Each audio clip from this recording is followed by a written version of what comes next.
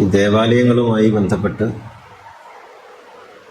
ചില വിചാരങ്ങൾ പങ്കുവെക്കാനാണ് ഇന്ന് ഞാൻ ആഗ്രഹിക്കുന്നത്. എല്ലാ മതങ്ങളും നിലനിൽക്കുന്നത് അതിൻ്റെ ചില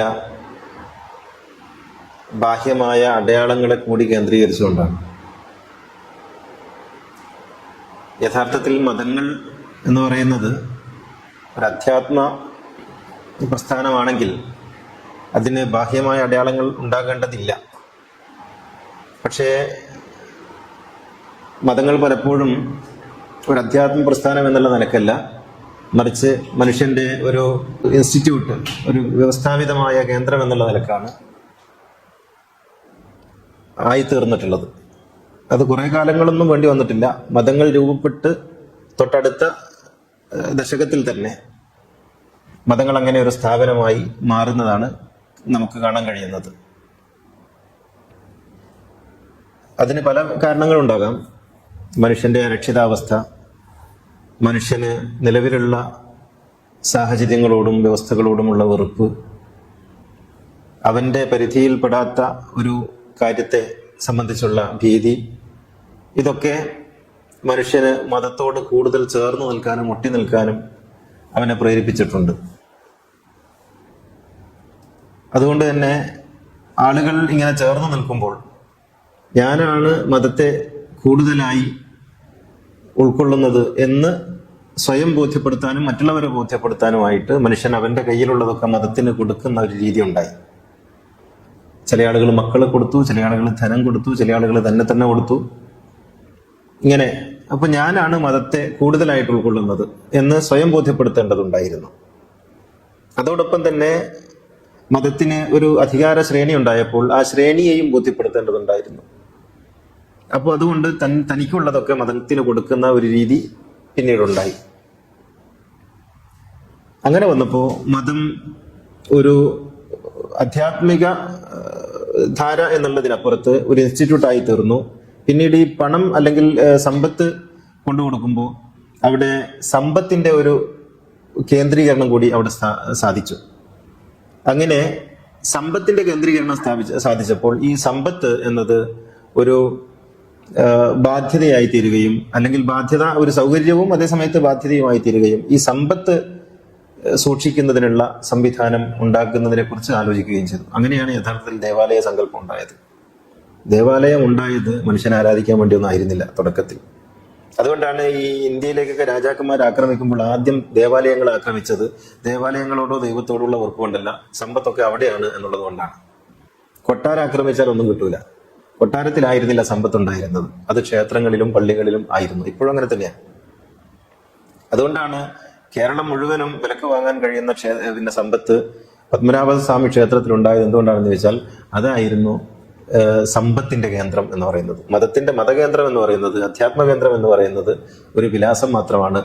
ഒരിക്കലും സുരക്ഷിതമായി, ഒരിക്കലും ആക്രമിക്കപ്പെടാത്ത ഇടങ്ങളായിട്ടാണ് ദേവാലയങ്ങളെ കണ്ടത്. ഖാദിമുൽ ഹറമൈനി ഷരീഫൈൻ എന്ന പുതിയ ലോകക്രമത്തിൽ സൗദി ഭരണാധികാരി അറിയപ്പെടുന്നത് അദ്ദേഹത്തിന് കഅബയോടോ മസ്ജിദുൽ ഹറാമിനോടോ മസ്ജിദുൻ നബവിയോടോ ഇസ്ലാമിനോടുള്ള അതിരറ്റ സ്നേഹം കൊണ്ടല്ല, മറിച്ച് അതൊരു സുരക്ഷിതത്വമാണ്, അതൊരു കവചമാണ് എന്ന തിരിച്ചറിവ് കൊണ്ടാണ്. അങ്ങനെയാണ് അപ്പോൾ ദേവാലയത്തിന്റെ ആദ്യഘട്ടത്തിലെ അതിന്റെ പ്രാകൃതമായ രൂപകൽപ്പന നമുക്ക് ശ്രദ്ധിച്ചാലറിയാം. അത് ഒറ്റവാതിലായിരുന്നു, കടക്കാനല്ലാതെ പുറത്തു കിടക്കാൻ കഴിയാത്ത വിധത്തിലായിരുന്നു. അങ്ങനെ അതും വളരെ ഉയരത്തിലായിരുന്നു. പെട്ടെന്ന് ഒരാൾക്ക് കയറാൻ കഴിയില്ല, ചാടിക്കടന്ന് കയറണം. അങ്ങനെയൊക്കെ അതിൻ്റെ അകത്ത് സമ്പത്തിന്റെ ഒരു കേന്ദ്രീകരണം ആയിരുന്നു. അന്ന് സമ്പത്ത് എന്ന് പറയുന്നത് ഇന്നത്തെ പോലെ പണം, കറൻസി അല്ല, സ്വർണവും വെള്ളിയാണ്. അപ്പൊ സ്വർണവും വെള്ളിയും സൂക്ഷിക്കുന്നതിന് വേണ്ടി ഇങ്ങനെ ഉള്ള കേന്ദ്രങ്ങൾ മതങ്ങൾക്ക് ഉണ്ടാക്കേണ്ടി വന്നു. അപ്പോൾ ആ കേന്ദ്രങ്ങൾ അങ്ങനെ വെച്ചാൽ പറ്റില്ലല്ലോ. അതിന് കേവലം കാവൽക്കാരുണ്ടായാൽ പോരാ, മറിച്ച് അതിന് നാട്ടുകാരെ മുഴുവനും കാവൽക്കാരാകണം. അതുകൊണ്ട് ഇതാണ് നമ്മുടെ മതത്തിന്റെ കേന്ദ്രമെന്ന്, ഇതാണ് നമ്മുടെ ആരാധനകളുടെ കേന്ദ്രമെന്ന് അവരെ ബോധ്യപ്പെടുത്തി. അവിടെ പ്രതിഷ്ഠകളുണ്ടായി, അവിടെ മെഹ്റാബ് ഉണ്ടായി, അവിടെ മെമ്പർ ഉണ്ടായി, അവിടെ ആൾത്താരയുണ്ടായി, അവിടെ പല വിധത്തിലുള്ള മതത്തിന്റെ അടയാളങ്ങൾ പിൽക്കാലത്ത് അങ്ങനെ രൂപപ്പെട്ടു വന്നു. ഇതാണ് ആദ്യകാലത്ത് ദേവാലയങ്ങൾ സ്ഥാപിതമായത്. ശുദ്ധ ദേവാലയം എന്ന് പറയുന്നത് ആദ്യകാലത്ത് ഉണ്ടായിരുന്നില്ല, പിൽക്കാലത്ത് അധികമൊന്നും ഉണ്ടായിട്ടില്ല. ഈ രീതിയിലാണ് പിന്നീട് അത് മതത്തിന്റെ ഒരു അഭിമാന ത്തിന്റെ സിമ്പലായി മാറുകയും അത് പിന്നെ സംഘടനകളുടെ ഓഫീസ് എന്ന നിലയ്ക്ക് പ്രവർത്തിക്കുകയും ചെയ്തു വന്നു എന്നുള്ളതാണ്. ഇന്ന് നമ്മൾ നോക്കിയാൽ ഇന്ന് യഥാർത്ഥത്തിൽ ദേവാലയം എന്ന സങ്കല്പം തീർത്തും ഇല്ലാതായി പോയിട്ടുണ്ട്. ഇന്ന് സംഘടനാലയങ്ങളാണുള്ളത്. ഇപ്പൊ ഇസ്ലാമിലേക്ക് നോക്കുകയാണെങ്കിൽ പിന്നെ നമ്മൾ ശുദ്ധമായി പറയുന്ന മസ്ജിദ് എന്ന് പറയുന്നത് ഇന്ന് കാണാനേ സാധ്യമല്ല. ഇന്ന് നമ്മുടെ കേരളത്തിൽ വരികയാണെങ്കിൽ മുജാഹിദിന്റെ ഓഫീസാണ്, അല്ലെങ്കിൽ ജമാഅത്തെ ഇസ്ലാമിയുടെ, തബ്ലീഗിന്റെ, സുന്നിയുടെ, AP-യുടെ, AK-യുടെ, സംസ്ഥാനയുടെ ഒക്കെ ഓഫീസുകളായിട്ടാണ് പള്ളികൾ പ്രവർത്തിക്കുന്നത്. അവരുടെ കലണ്ടർ, അവരുടെ പിന്നെ അടയാളങ്ങൾ, അവരുടെ മെമ്പർ, അവരുടെ പ്രസംഗം, അവരുടെ അജണ്ട, ഇങ്ങനെ മതാലയങ്ങൾ എന്നുള്ളത് ദേവാലയങ്ങൾക്ക് പറ്റിയ ഒരു വലിയ അപജയം അത് മതാലയങ്ങളായി തീർന്നു എന്നുള്ളതാണ്. അവിടെയൊന്നും അത് ദയനീയമായി പിന്നെയും പതിച്ചത് അത് സംഘടനാലയങ്ങളായി തീർന്നു എന്നുള്ളതാണ്. അപ്പോൾ ഇന്ന് ദേവാലയം എന്ന് പറയുന്നത് യഥാർത്ഥത്തിൽ ലോകത്തില്ല എന്ന് നമുക്ക് അങ്ങനെ പറയാൻ കഴിയില്ലെങ്കിൽ ഏതായാലും കേരളത്തിലില്ല. കേരളത്തിൽ നിങ്ങൾക്ക് ഒരു വിലാസമില്ലാത്ത, ഒരു വർണ്ണമില്ലാത്ത, ശുദ്ധമായി ദൈവത്തിന്റെ വിലാസം മാത്രമുള്ള ഒരു ദേവാലയം ഇസ്ലാമിക സമൂഹത്തിൽ കാണുക സാധ്യമല്ല. ഹിന്ദു സമൂഹത്തിലും ഉണ്ടെന്ന് എനിക്ക് തോന്നുന്നില്ല. ഹിന്ദു സമൂഹത്തിലും അങ്ങനെ ഒരു ദേവാലയം ഇല്ല. ആ ദേവാലയങ്ങൾക്കൊക്കെ അതിന്റെ ജാതിപരമായ വർണ്ണവും അതിന്റെ സംഘടനാപരമായ വർണ്ണവും NSSന്റേതോ SNDPയുടേതോ അല്ലെങ്കിൽ പിന്നെ മറ്റേതെങ്കിലുമൊക്കെ തലങ്ങളിൽ അതിന് വർണ്ണങ്ങളും അഡ്രസ്സുകളും വിലാസങ്ങളും ഉണ്ട് എന്നുള്ളതാണ്. ക്രിസ്ത്യൻ സഭ ഇസ്ലാമിക സമൂഹത്തെക്കാൾ ദയനീയമായി പിന്നെ പ്രശ്നത്തിലാണ്. അത് അവരുടെ ദേവാലയം എന്ന് പറയുന്നത് ഭൗതിക വ്യവഹാരങ്ങളുടെ ഒരു കേന്ദ്രം തന്നെയാണ്. അവരുടെ പിന്നെ പൗരോഹിത്യ ഹൈറാർക്കി എന്നൊക്കെ പറയുന്നത് യഥാർത്ഥത്തിൽ വളരെ കൃത്യമായ ഒരു പൊളിറ്റിക്കലിന്റെ ഭാഗമായിട്ട് തന്നെ നമുക്ക് കാണാൻ കഴിയും. അപ്പോ ദേവാലയം എന്ന് പറയുന്നത് ശുദ്ധമായ സങ്കല്പത്തിൽ ഖുർആൻ ദേവാലയത്തെ കുറിച്ച് പറയുന്ന ഒരു വർത്തമാനം എന്താണെന്ന് ചോദിച്ചാൽ മസാബത്തുൽ ലിന്നാസി വ അംനൻ, ജനങ്ങൾക്ക് സുരക്ഷിതത്വവും ജനങ്ങൾക്ക് നിർഭയത്വവും നൽകുന്ന ഒരിടം എന്നുള്ള നിലക്കാണ് പള്ളിയെ ഖുർആൻ നിർവചിക്കുന്നത്. അപ്പൊ മസ്ജിദ് എന്ന് പറയുന്നത് ആരാധിക്കാനുള്ള ഇടമല്ല, മറിച്ച് ജനങ്ങൾക്ക് സുരക്ഷിതമായി വന്നു കയറാനുള്ള.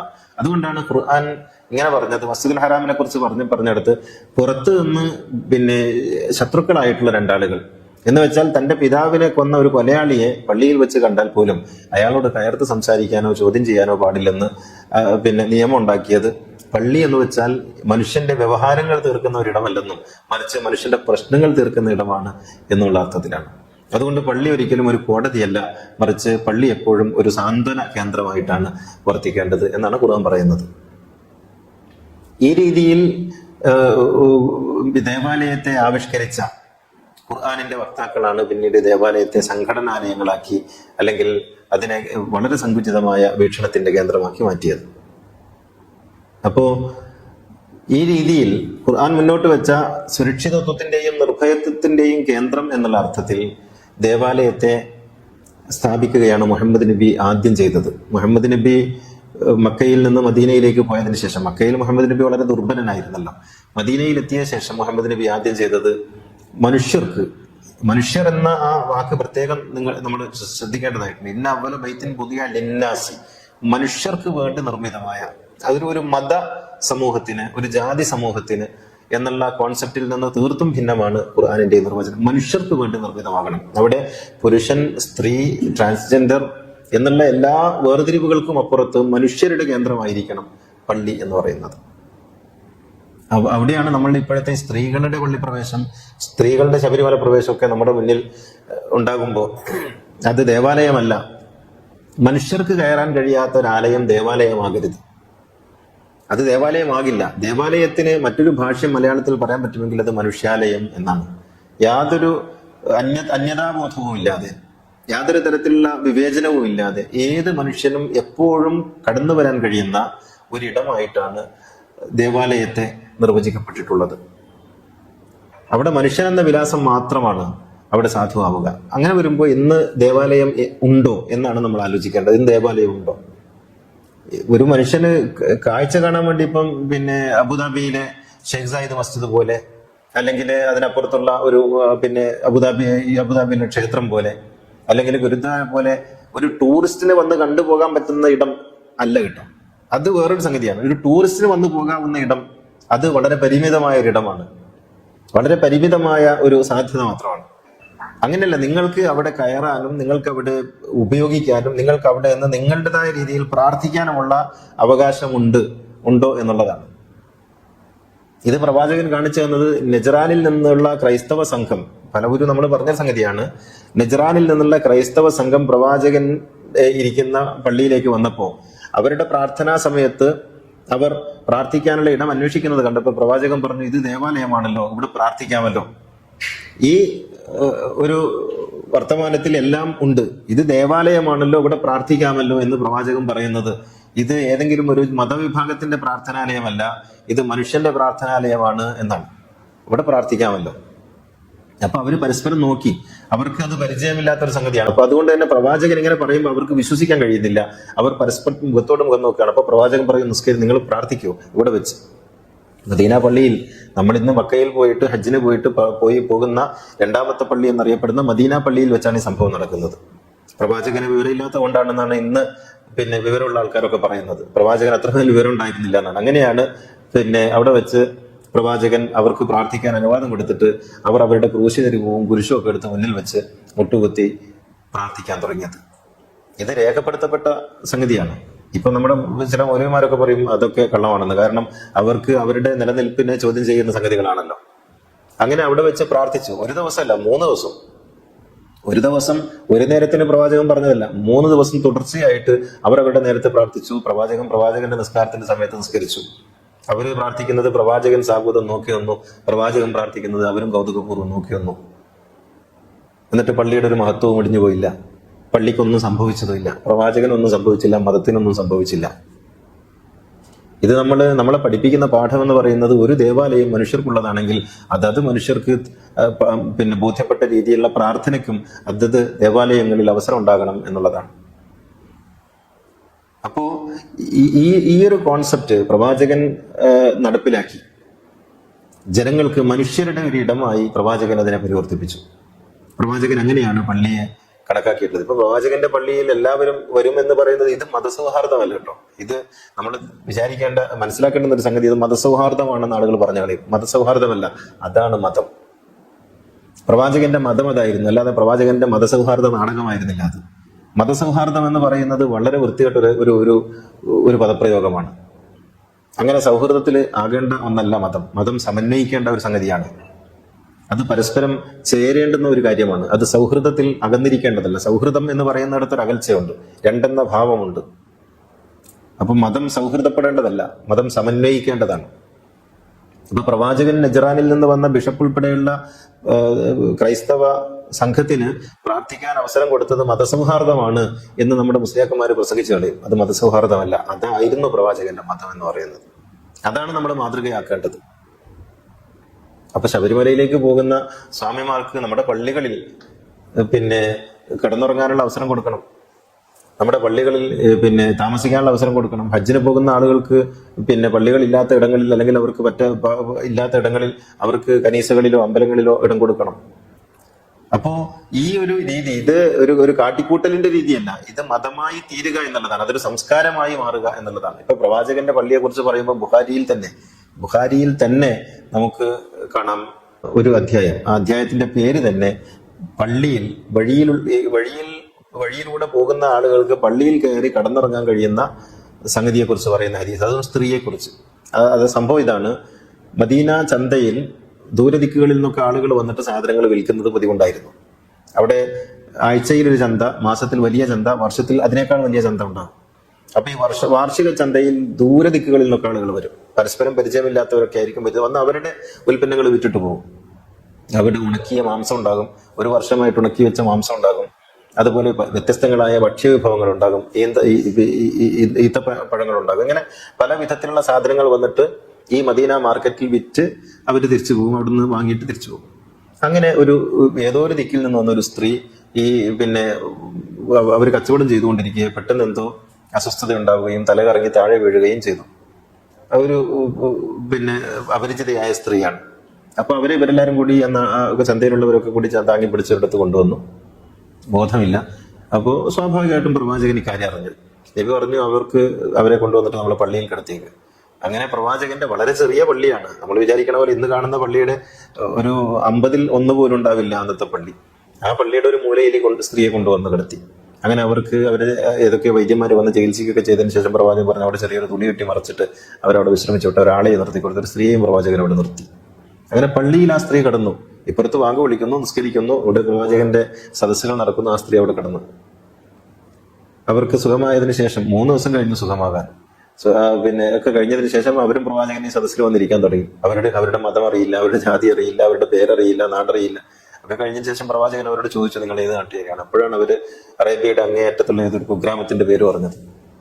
പ്രവാചകൻ പറഞ്ഞു, നമുക്ക് അന്വേഷിക്കാം, ആ വഴിക്ക് പോകുന്ന ആരെങ്കിലും ഉണ്ടോ എന്ന്. അങ്ങനെ അന്വേഷിച്ചു. 2 ദിവസം കഴിഞ്ഞിട്ട് ഒരു കൂട്ടർ അങ്ങോട്ട് പോകുന്നുണ്ടെന്ന് പറഞ്ഞു. പ്രവാചകൻ അവരെ ആ കൂട്ടത്തിൽ പറഞ്ഞു വിട്ടു. അപ്പോൾ ഊരും പേരും അറിയാത്ത, നാടും വീടും അറിയാത്ത, മതം അറിയാത്ത ഒരാൾക്ക് താമസിക്കാനുള്ള ഇടമായിട്ടാണ് പ്രവാചകൻ പള്ളിയെ വിഭാവന ചെയ്തത്. അവിടെ ആർക്കും വരാമായിരുന്നു, ആർക്കും ഇരിക്കാമായിരുന്നു. അവരുടെ ആരാധനകൾ, അവരുടെ പ്രാർത്ഥനാ രീതികൾ അനുസരിച്ച് അവർക്ക് പ്രാർത്ഥിക്കാമായിരുന്നു. ഇത് പിൽക്കാലത്ത് നമുക്ക് നഷ്ടപ്പെട്ടു പോയ വലിയൊരു മൂല്യമാണ്. ഇന്ന് നമ്മുടെ പള്ളികൾ എന്ന് പറയുന്നത് കുറച്ചു കാലം മുമ്പ് വരെ മതാലയങ്ങളായി, ഇപ്പോൾ അത് സംഘടനാലയങ്ങളായി മാറി.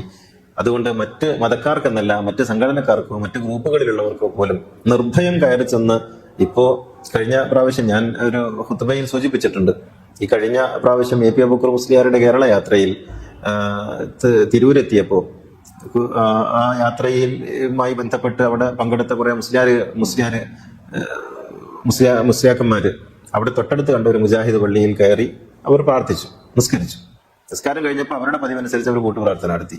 കൂട്ടുപ്രാർത്ഥന നടത്തിയപ്പോൾ ഒരു മുജാഹിദുകാരൻ വന്നിട്ട് ഇവരുടെ കൈതട്ടിയപ്പോൾ ഇവർക്ക് രോഷം ഉണ്ടായി. അവരെഴുന്നേറ്റ് ബഹളം വെച്ചു.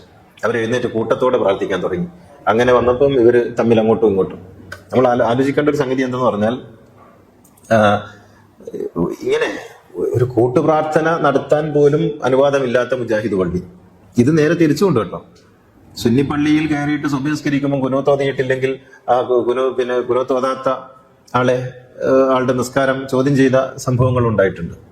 അപ്പോ ഇവിടെയാണ് പ്രവാചകൻ ക്രൈസ്തവ പാതിരിമാർക്ക് പ്രാർത്ഥിക്കാൻ വേണ്ടി പ്രവാചകൻ തന്റെ പള്ളിയിൽ ഇടം കൊടുത്തു എന്ന ചരിത്രം നമുക്ക് പാഠമാകേണ്ടത്, നമ്മൾ ആലോചിക്കേണ്ടത്. ഇത് നമുക്ക് വലിയ മൂല്യ ശോഷണം വന്നിട്ടുള്ള, നമുക്ക് കൈമോശം വന്നിട്ടുള്ള ഒരു വലിയ മൂല്യവും ബോധവുമാണ് ദേവാലയങ്ങളെ കുറിച്ചിട്ടുള്ള ഈ കോൺസെപ്റ്റ് എന്ന് പറയുന്നത്. അതുകൊണ്ടാണ് പ്രവാചകൻ ഒരിക്കൽ പറഞ്ഞത്, ഇങ്ങനെ ഒരു പ്രവചന സ്വഭാവത്തിൽ, സയഅതി സമാനുൻ അലാ ഉമ്മത്തി, ഒരു കാലം വരുന്നുണ്ട്, ആ കാലത്തിന്റെ പ്രത്യേകത മസാജിദുഹും ആമിറത്തുൻ വഹിയ ഖറാബുൻ അനിൽ ഹുദ, അന്ന് പള്ളികളൊക്കെ അലങ്കൃതങ്ങളായിരിക്കും, പള്ളികളൊക്കെ വലിയ വലിയ നിർമ്മിതികളായിരിക്കും. പക്ഷെ വഹിയ ഖറാബുൻ അനിൽ ഹുദ, അത് സന്മാർഗശൂന്യമായിരിക്കും എന്ന് പറയുന്നത്. സന്മാർഗശൂന്യമായ വെറും കെട്ടിടങ്ങളായി ദേവാലയങ്ങൾ മാറുന്ന ഒരു അവസ്ഥയെ കുറിച്ച് പ്രവാചകൻ പ്രവചന സ്വഭാവത്തോടു കൂടി പറയുന്നത് നമുക്കിപ്പോൾ യഥാർത്ഥത്തിൽ അനുഭവിക്കാൻ കഴിയുന്നുണ്ട്. സന്മാർഗശൂന്യമായ, മനുഷ്യരെ നേർവഴിയിലേക്ക് നയിക്കാൻ പര്യാപ്തമല്ലാത്ത ശബ്ദങ്ങളാണ് പള്ളികളിൽ നിന്നുണ്ടാവുക, ഉദ്ദേശങ്ങളാണ് ഉണ്ടാവുക. പള്ളികൾ രക്തക്കളമാകുന്നത്, പള്ളികൾ പരസ്പരം പോരടിക്കുന്നതിന്റെ വേദികളാകുന്നത് നമ്മൾ കണ്ടതാണ്. റമദാൻ മാസത്തിൽ പോലും ഒരു ജനറൽ ബോഡി വരുന്നു എന്ന് പറയുന്നത് ഒരു യുദ്ധം വരുന്നു എന്ന് പറയുന്നത് പോലെയാണ്. ആ നാട്ടിലുള്ള എല്ലാ വൃത്തികെട്ട ശബ്ദങ്ങളും ആ ജനറൽ ബോഡിയിൽ കേൾക്കാൻ കഴിയും എന്നുള്ളതാണ്. ഇത് ഇങ്ങനെ ആയിത്തീരുന്നതിന്റെ പല പ്രകാരങ്ങളുണ്ട്. ആ പ്രകാരങ്ങളിൽ വളരെ പ്രധാനപ്പെട്ടത് എന്തെന്ന് ചോദിച്ചാൽ, ഇത് മനുഷ്യരുടേതാണ് എന്ന ബോധം ആദ്യം തന്നെ മറന്നുപോയി എന്നുള്ളതാണ്. അവിടെ ഇപ്പോ ഈ സംഘടനകളൊക്കെ ഇങ്ങനെയൊക്കെ ആണെങ്കിൽ പോലും മനുഷ്യരിൽ പകുതി സ്ത്രീകളാണല്ലോ. എല്ലാ ജീവജാലങ്ങളിലും എന്ന പോലെ മനുഷ്യരിൽ നേർപകുതിയോ അതിൽ അല്പം കൂടുതലായിട്ട് സ്ത്രീകളാണുള്ളത്. ഈ സ്ത്രീകൾക്ക് ദേവാലയങ്ങളുമായിട്ടുള്ള ബന്ധം എന്താണ്? ഇസ്ലാമിലേക്ക് വരാം. സ്ത്രീകൾക്ക് ദേവാലയങ്ങളുമായിട്ടുള്ള ബന്ധം, അവർക്ക് പുരുഷൻ അനുവദിക്കുന്ന ഇടങ്ങളിൽ കയറാം എന്നുള്ളത് മാത്രമാണ്. നിങ്ങൾക്ക് പള്ളിയുടെ ഉദ്ഘാടന ദിവസം വേണമെങ്കിൽ പള്ളിയിൽ കയറാം, അല്ലെങ്കിൽ ദിവസത്തിൽ ഒരു ദിവസം ഞങ്ങൾ നിശ്ചയിക്കുന്ന ഒരു ദിവസമുണ്ട്, നിങ്ങൾക്ക് പള്ളിയിൽ വന്നു പോകാം. ഇനി അതല്ല മുജാഹിദ് ജമാഅത്തെ ഇസ്ലാമി പോലുള്ള സംഘടനകളാണെങ്കിൽ ഞങ്ങൾ നിശ്ചയിക്കുന്ന ഒരു വാതിലിലൂടെ നിങ്ങൾക്ക് കയറിയിട്ട് പ്രാർത്ഥിച്ചിട്ട് പോകാം. മുഖ്യവാതിൽ ഞങ്ങൾക്കുള്ളതാണ്, മുഖ്യ കവാടം ഞങ്ങൾക്കുള്ളതാണ്, അവിടെയുള്ള സൗകര്യങ്ങളൊക്കെ ഞങ്ങൾക്കുള്ളതാണ്. നിങ്ങൾക്ക് ഞങ്ങളൊരു ഇടുങ്ങിയ വഴിയൊക്കെ വെച്ചിട്ടുണ്ട്, അതിലൂടെ വന്നിട്ട് വേണമെങ്കിൽ നിങ്ങൾക്ക് പ്രാർത്ഥിച്ചിട്ട് പോകാം. ഇനി അതല്ല സുന്നി പള്ളികളൊക്കെ ആണെങ്കിൽ നിങ്ങൾക്ക് പള്ളിയിൽ കയറരുത്, മറിച്ച് പള്ളിയുടെ അപ്പുറത്തൊരു കക്കൂസ് ഉണ്ട്, അതിനപ്പുറത്ത് സ്ത്രീകൾക്ക് നിസ്കരിക്കാനുള്ള ഒരു ചെറിയ ഇടുങ്ങിയ കെട്ടിടമുണ്ട്, അവിടെ കയറിയിട്ട് നിസ്കരിച്ചിട്ട് പോകാം എന്നാണ്. ഇങ്ങനെ പുരുഷൻ അനുവദിക്കുന്ന ഇടങ്ങളിൽ മാത്രം ഉപയോഗിക്കാൻ കഴിയുന്ന ഒരു അവസ്ഥ സ്ത്രീകൾക്കുണ്ട്. അപ്പോൾ പള്ളി ആരുടേതാണെന്ന് ചോദിച്ചാൽ അത് പള്ളി പുരുഷന്റേത് കൂടിയാണ്. പുരുഷന്റേത് കൂടിയാണല്ലോ പുരുഷന്റേതാണ്. സ്ത്രീകളുടേതാണ് എന്ന് പറയുന്നത് പുരുഷൻ അനുവദിക്കുന്ന ഇടങ്ങളിൽ മാത്രമുള്ളതാണ് എന്നുള്ളതാണ്. കാരണം അള്ളാഹു പുരുഷനാണ്, അതുകൊണ്ട് പള്ളി പുരുഷന്റേതാണ്. നൈഷ്ഠിക ബ്രഹ്മചാരിയായിട്ടുള്ള അയ്യപ്പന് ബ്രഹ്മചര്യത്തിന് ശോഷണം സംഭവിക്കുമെന്നുള്ളതിനാലാണ് അവിടെ സ്ത്രീകൾ കയറരുത് എന്ന് പറയുന്നത്. ഇങ്ങനെ സ്ത്രീകളെ കാണുമ്പോഴേക്കും സ്ഖലനം സംഭവിക്കുന്ന ഒരു ദൈവത്തിന് എന്ത് പ്രസക്തിയാണ് ലോകത്തുള്ളത്? നമ്മൾ ആലോചിക്കേണ്ടതാണ്. നൈഷ്ഠിക ബ്രഹ്മചാരി എന്ന് പറയുമ്പോൾ ഒരു സ്ത്രീയെ കാണുമ്പോഴേക്കും തന്റെ ബ്രഹ്മചര്യം നഷ്ടപ്പെട്ടു പോകുമെന്ന് അയ്യപ്പന് ആശങ്കയുണ്ടെങ്കിൽ അയ്യപ്പനായിരിക്കാൻ അർഹതയില്ലല്ലോ. ഇത് ആണ് പ്രശ്നം. ഒരു ലോകത്ത് എല്ലാ മതങ്ങളും വ്യാഖ്യാനിക്കപ്പെട്ടിരിക്കുന്നത്, അതിന്റെ കർമ്മശാസ്ത്രം രൂപപ്പെട്ടിരിക്കുന്നത് പുരുഷന് വേണ്ടി മാത്രമാണ്. അതുകൊണ്ടാണ് നമ്മുടെ കർമ്മശാസ്ത്രത്തിലൊക്കെ സ്ത്രീകൾക്ക് ചെലവിന് കൊടുക്കുന്നതിനെ കുറിച്ച് പറയുന്നിടത്ത് പുരുഷന്റെ കാമവികാരത്തിന്റെ പൂർത്തീകരണത്തിന് സമ്മതിക്കാത്ത ഭാര്യയ്ക്ക് ചെലവിന് കൊടുക്കാൻ ഭർത്താവിന് കടമയില്ല എന്ന് വിധി വെച്ച് കളഞ്ഞത്. അങ്ങനെ എഴുതി വെക്കുമ്പോഴാണ് ഒരു മതവ്യാഖ്യാനം പൂർണ്ണമാകുന്നത്. പുരുഷൻ ഒരു സ്ത്രീ, നമ്മുടെ ഉസ്താദുമാരൊക്കെ പ്രസംഗിക്കുന്ന അങ്ങനെയാണ്, ഒരു സ്ത്രീക്ക് പേറ്റുനോവ് എടുത്തിട്ട് പ്രയാസപ്പെടുന്ന ഘട്ടത്തിലാണെങ്കിൽ പോലും എനിക്ക് തന്റെ ലൈംഗിക ഇംഗിതം അറിയിക്കുന്ന ഒരു പുരുഷന്റെ മുന്നിൽ ആ പേറ്റുനോവൊക്കെ മറന്ന് വളരെ വികാരവിവശയായി തന്റെ ശരീരം സമർപ്പിച്ചു കൊടുക്കണം എന്നാണ് നമ്മുടെ കിതാബുകളൊക്കെ എഴുതി വെച്ചിട്ടുള്ളത്. പേറ്റുനോവ് എന്തെന്ന് അറിഞ്ഞിട്ടില്ലാത്ത ഒരു പുരുഷൻ അങ്ങനെ പറയുന്നതിൽ യാതൊരു പ്രയാസം ഉണ്ടാവില്ല. അപ്പോ പറഞ്ഞു വരുന്നത്, മതവും ദേവാലയവും ഒക്കെ പുരുഷന്റേതാണ് എന്നതിനാൽ ദേവാലയത്തിൽ പുരുഷൻ അനുവദിക്കുന്ന ഇടങ്ങളിൽ മാത്രമാണ് സ്ത്രീകൾക്ക് പ്രവേശനമുള്ളത്. ഇപ്പൊ ഇതിൽ നിന്ന് വ്യത്യസ്തമായി ക്രിസ്ത്യാനികൾ ഒരുപക്ഷെ പറഞ്ഞേക്കും, ഞങ്ങളുടെ പള്ളിയിൽ സ്ത്രീകൾക്ക് എപ്പോഴും പ്രവേശിക്കാം, ഞങ്ങളുടെ ചർച്ചിൽ സ്ത്രീകൾക്ക് പുരുഷന്മാരെ പോലെ പ്രവേശിക്കാമെന്ന്. അത് യഥാർത്ഥത്തിൽ ശരിയായ പ്രസ്താവനയല്ല. സ്ത്രീകൾക്ക് എവിടം വരെ പ്രവേശിക്കാം എന്ന് ചോദിച്ചാൽ സ്ത്രീകൾക്ക് അൾത്താര വരെ പ്രവേശിക്കാം എന്നേ ഉള്ളൂ. ഒരു സ്ത്രീയും ഇന്നേവരെ കുർബാന സ്വീകരിക്കുന്നതിന് കുർബാന കൂടിന്റെ പുറത്ത് കുർബാന സ്വീകരിക്കുന്നതിന് ദൈവത്തിന്റെ പ്രതിനിധിയായിട്ട് ഇരിക്കാൻ കഴിയില്ല. അത് പുരുഷന് മാത്രമേ ഇരിക്കാൻ പറ്റുള്ളൂ.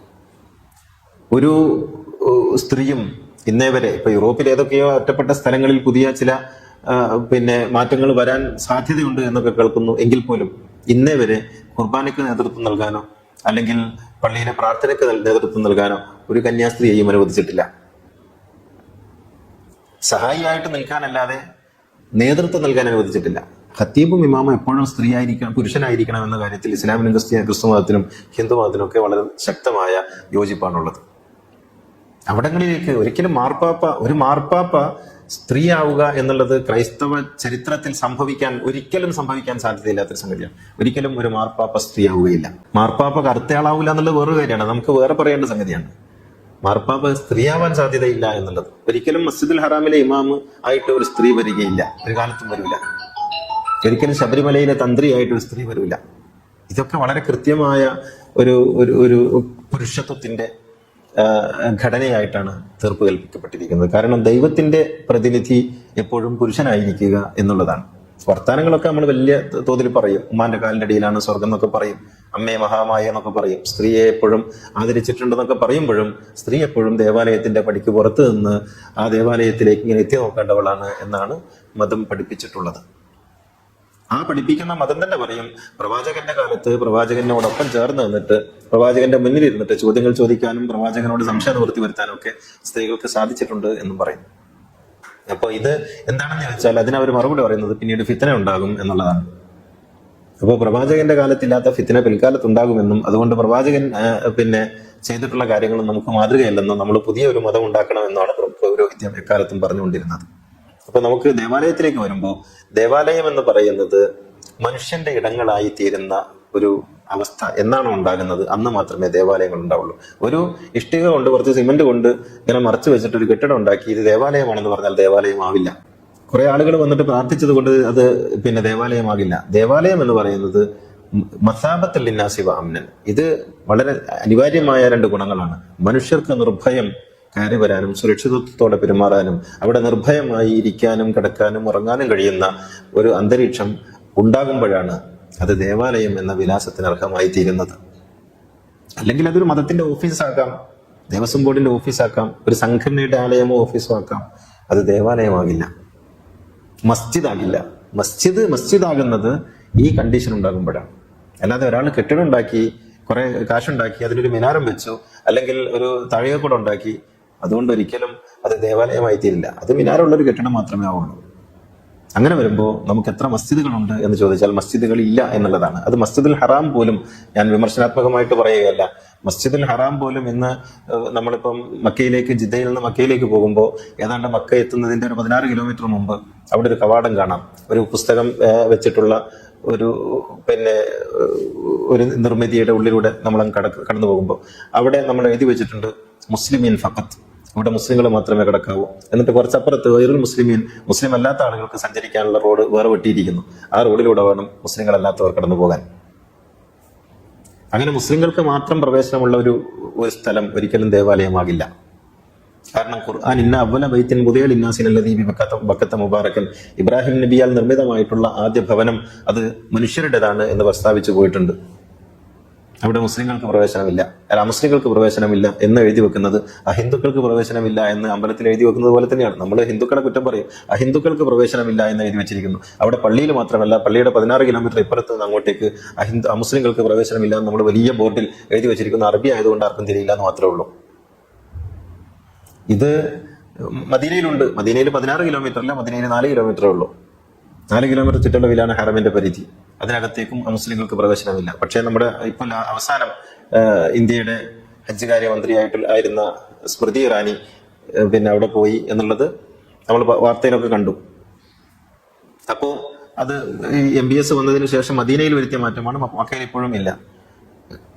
എനിക്ക് ഓർമ്മയുണ്ട്, മുഹമ്മദ് ഖദ്ദാഫി കൊല്ലപ്പെടുന്നതിന്റെ 2 വർഷം മുമ്പ് അദ്ദേഹം തൊമ്പക്തോയിൽ ഒരു വലിയ നബിദിന സമ്മേളനം വിളിച്ചുകൂട്ടി. അദ്ദേഹം നബിദിന സമ്മേളനം എല്ലാ വർഷവും വളരെ വിപുലമായ നിലക്ക് വിളിച്ചു കൂട്ടുന്ന ആളാണ്.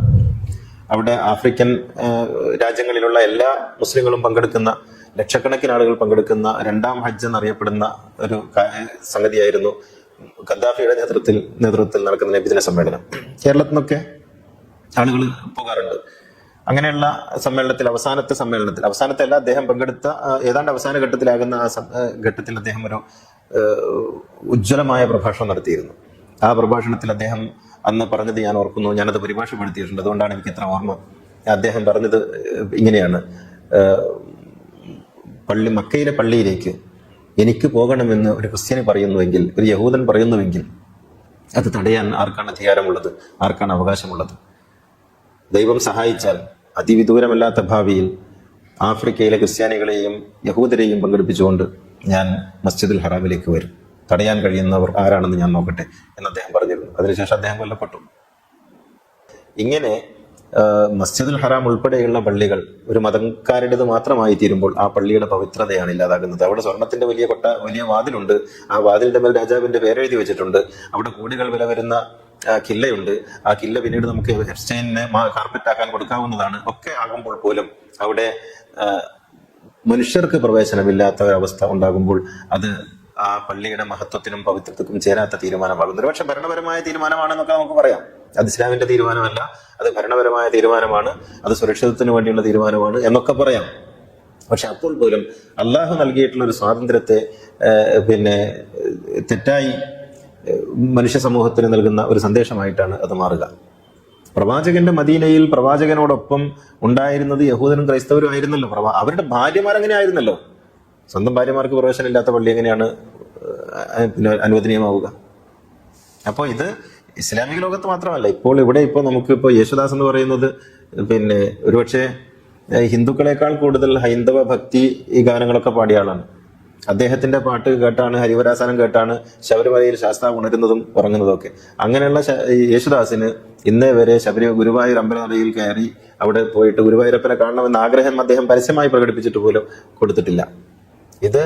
ഇവിടെയാണ് നമ്മൾ മനസ്സിലാക്കേണ്ടത്, മനുഷ്യരെ വേർതിരിക്കുന്നതിൽ എല്ലാ മതങ്ങളും വളരെ കൃത്യമായ യോജിപ്പ് പുലർത്തുന്നു എന്നുള്ളത്. അപ്പോൾ ദേവാലയങ്ങൾ എന്ന് പറയുന്നത് ഇന്ന് നമ്മുടെ മുന്നിലില്ല. ഇന്ന് നമ്മുടെ മുന്നിലുള്ളത് ഓരോ മതത്തിന്റെയും, ഓരോ സംഘടനയുടെയും, ഓരോ ജാതിയുടെയും, ഓരോ വിഭാഗത്തിന്റെയും മാത്രം ആലയങ്ങളാണ്, അവരുടെ കാര്യാലയങ്ങളാണ്, അല്ലാതെ ദേവാലയങ്ങളല്ല. ദേവാലയം എന്ന് പറയുന്നത് ലോകത്തിലെ നമുക്ക് കാണാൻ കഴിയുന്ന സ്വർഗത്തിന്റെ പേരാണ്. മനുഷ്യന് സർവാത്മനാ സ്വതന്ത്രമായിട്ട് ഇടപെടാനും പെരുമാറാനും കഴിയുന്ന ഇടങ്ങളുടെ പേരാണ് ദേവാലയം എന്ന് പറയുന്നത്.